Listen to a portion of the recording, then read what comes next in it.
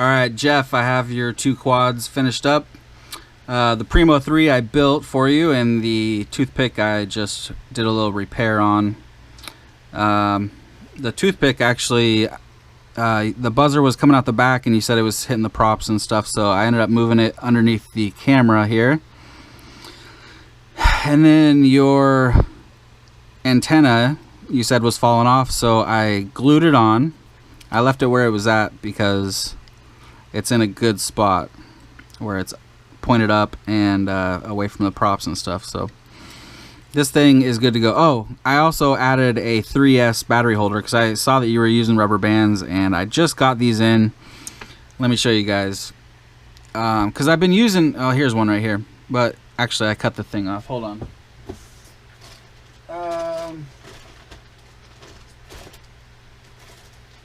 Okay, so I've been using these because when I first started making toothpicks, I was using 2S, and I still do. I actually like 2S on certain ones, depending on what motors I'm using, but these were just so perfect for a 450 2S. Just fits in here just nice and snug. I think I showed these before, actually, and they kind of expand a little bit so you can fit a few other size batteries in here. And the best part is that the mounting holes are an exact lineup with a Whoop style flight controller, so you know you can put it on any quad, which is awesome. So I love using those. But then I wanted to use 3S, and this one isn't really big enough for 3S unless it's like a 300 3S. A 300 3S will fit in here, but I wanted to be able to have one of these on a quad that I'm running, like a 525 3S, and that's what this is right here. This fits perfectly a 525 3S race day quads. Let me grab one.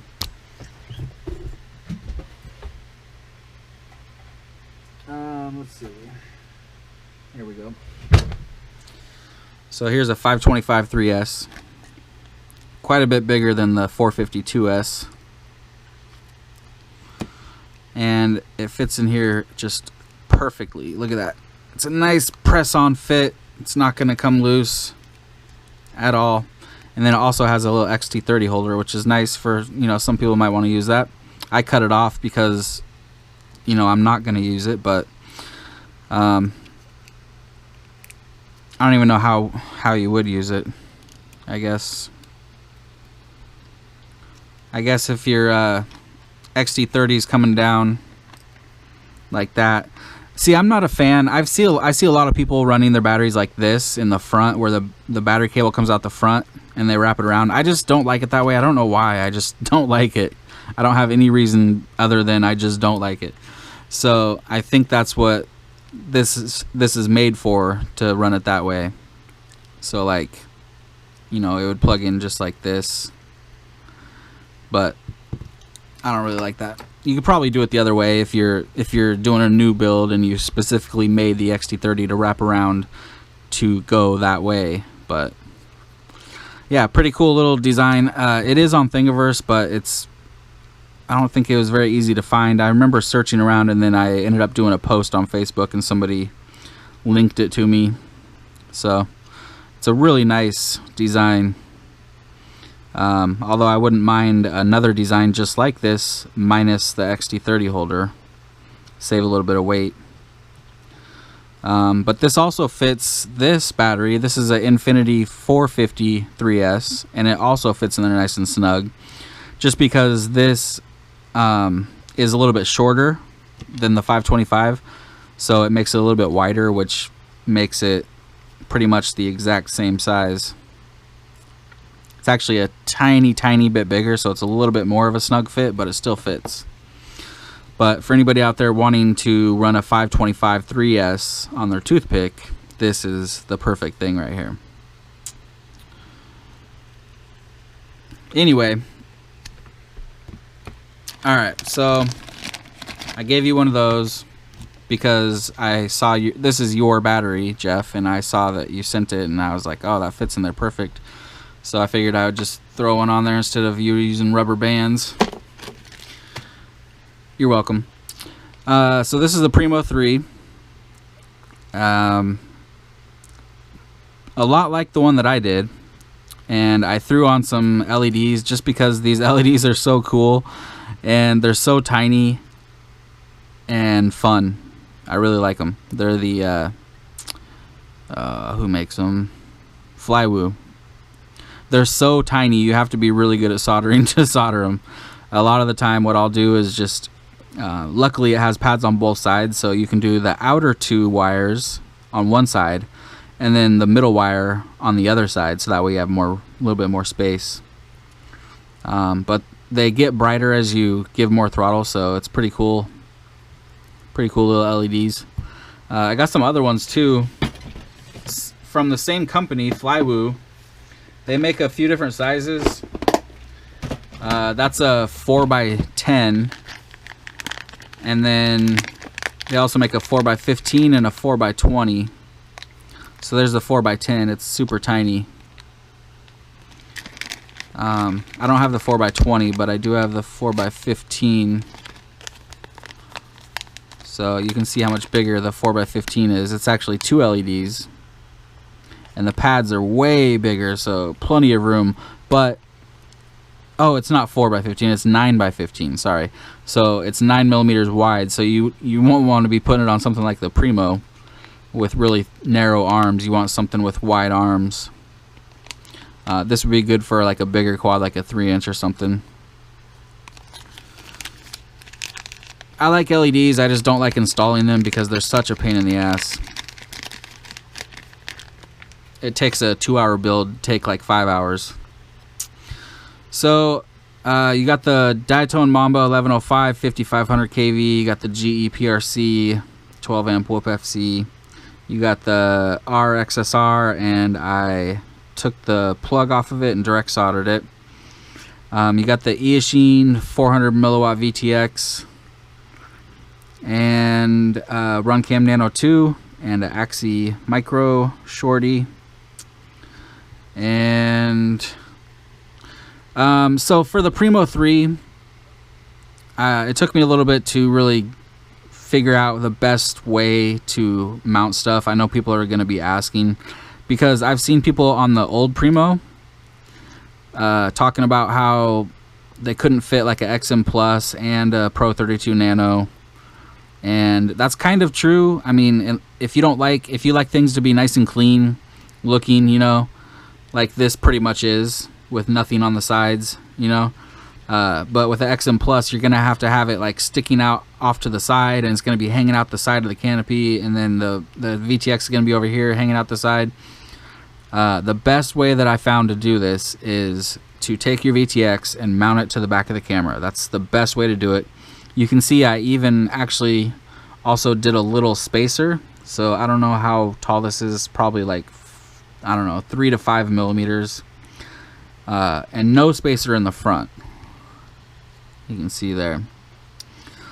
So it's just to give a tiny bit of extra room. You can see the camera is probably like 1 to 2 millimeters up off of the flight controller, because I wanted the flight controller, the top of it, to be as clean as possible, you know, for the least amount of noise. And then the receiver in the back going this way across. And an RXSR is nice over XM Plus in this particular situation because it's so much smaller. So it just makes it for a cleaner look. Besides the buzzer, you know, you got the buzzer hanging out there. There was nowhere else to put it. I mean,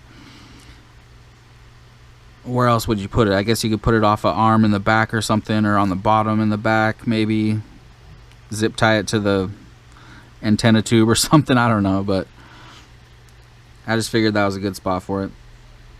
Doesn't look too bad. But yeah, as you can see from the side there, the receiver is just loose in there. It's not going to move. I do have the foam tape underneath it, so if you wanted to, you could peel that off and just stick this down, but I think it's fine how it is. The wires are so short that it'll only move like a millimeter or so back and forth, so it's not going to come out in a crash or anything, so I wouldn't worry about that. But I just wanted to make it to where everything was, you know, off the flight controller pretty much.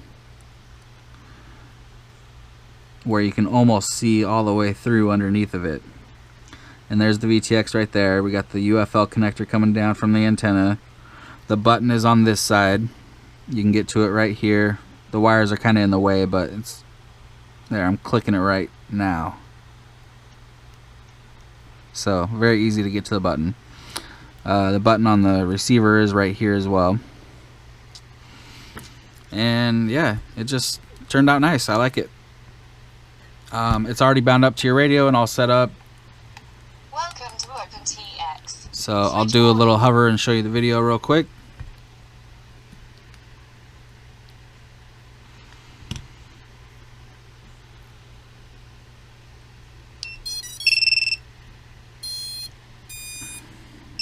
There's your video. Looks good. Oh, I also have the that little LC filter on there. So I was even able to fit that. It's just kind of tucked up underneath the canopy. They're so tiny that, you know, they'll fit anywhere.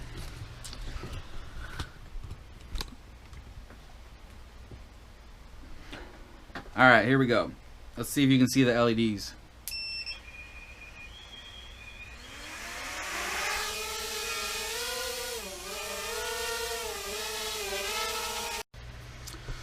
So right in the middle of flying, apparently my SD card wanted to be full. and then I probably talked for a good 5, 6, 7 minutes before I realized that it wasn't even recording. Pretty nice. So anyway, all you missed really was me saying how I cannot get used to those damn X-Lite gimbals, because I was trying to fly this thing around and the gimbals just, I'm so used to my X9D that I cannot get used to that X-Lite. It's crazy. But, and then I put this back here, and then I was like, let me show you the LEDs. So I turned off the light and showed the LEDs. So I'll show that real quick. Again. Welcome to OpenTX. Switch warning. So I just armed it and then closed the curtain here. There you go.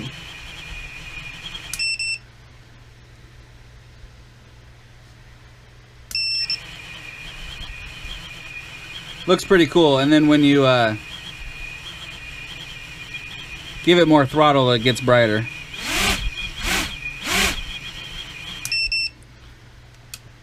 And then I started to mention how it's flying so smooth right now that I wouldn't mess with anything. I would just leave it just how it is and fly it, because it's flying great right now.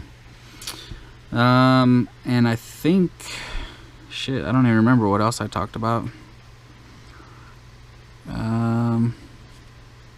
Yeah, I don't remember, so I guess I'm done. You already sent me the return shipping, so I'll just get this stuff boxed up and shipped back, and it'll go out today because the mailman hasn't came yet, and I got some other stuff going out, so it'll ship out today. All right, thanks, Jeff. Let me know if you have any questions.